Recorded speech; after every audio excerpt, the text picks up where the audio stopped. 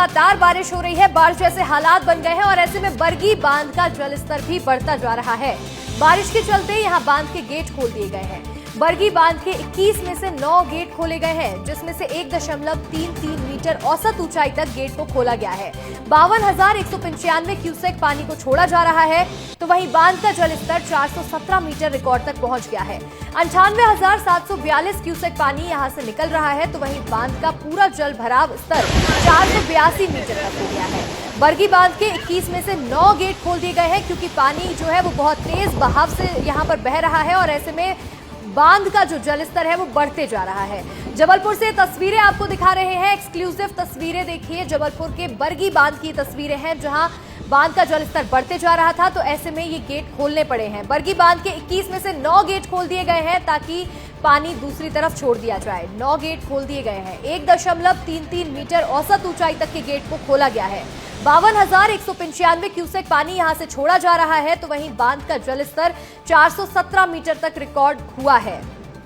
अधिक जानकारी के साथ फोन कॉल पर हमारे सहयोगी दुर्गेश साहू जुड़ रहे हैं। दुर्गेश, जबलपुर में बहुत लगातार बारिश हो रही है, तेज बारिश देखने को मिल रही है और ऐसे में बरगी बांध के 9 गेट खोल दिए गए हैं।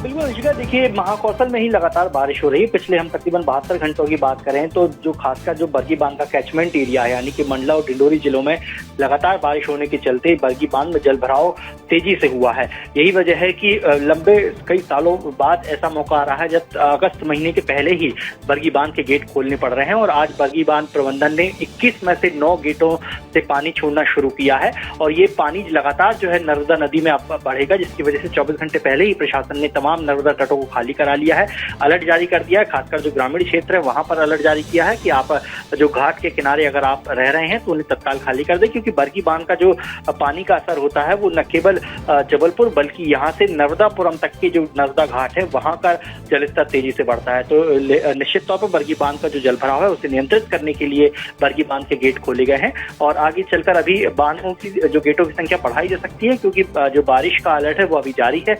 जबलपुर समेत तमाम आसपास के जिलों में जो है लगातार बारिश हो रही है, तो निश्चित तौर पर फिलहाल जो बरगी बांध से इसी तरह जो है पानी छोड़ा जाता रहेगा। बिल्कुल, देखिए जो जलभराव की स्थिति है उसको नियंत्रित करने के लिए यहाँ पर बरगी बांध के गेट खोले गए हैं दुर्गेश। लेकिन देखिए बहुत तेज बारिश हो रही है जबलपुर में, तो ऐसे में लोगों का जीवन जिस तरह से अस्त व्यस्त हो रहा है उसके लिए प्रशासन क्या कुछ कर रहा है?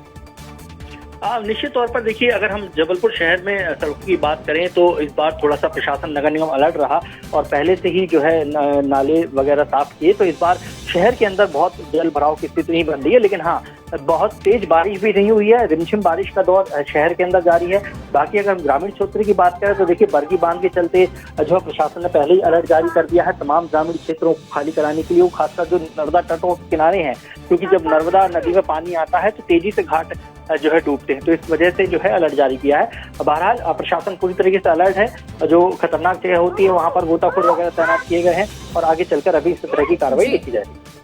बिल्कुल बिल्कुल दुर्गेश, यहाँ पर देखिए प्रशासन इस बार पहले से ही अलर्ट मोड में रहा। जो लोगों के किनारे पर घर है उनको पहले ही यहाँ से घर को खाली करने के लिए कह दिया गया था और ऐसे में कई तरह के कदम भी उठाए गए हैं। आपका बहुत बहुत शुक्रिया जुड़ने के लिए दुर्गेश। आगे बढ़ेंगे और देखिए मध्य प्रदेश में लगातार बारिश से जनजीवन अस्त व्यस्त हो गया है। प्रदेश में जगह जगह नदी नाले उफान पर आ गए हैं और कुछ ऐसा ही नजारा दतिया जिले में भी देखने को मिला, जहां सिंध नदी में उफान आने से सेबड़ा का छोटा पुल टूट गया, जिससे 30 गांव का संपर्क जिला मुख्यालय से टूट चुका है। हालांकि प्रशासन ने सिंध नदी पर बैरिकेडिंग करके आवागमन पूरी तरह से रोक दिया है, लेकिन पुल के डूबने से व्यापार पर भी असर पड़ेगा, क्योंकि अब माल और आवश्यक सामग्री की ढुलाई नहीं हो पाएगी। प्रशासन ने स्थिति पर नजर रखी हुई है और लोगों से सुरक्षित स्थानों पर रहने और पुल से दूर रहने की अपील भी की है।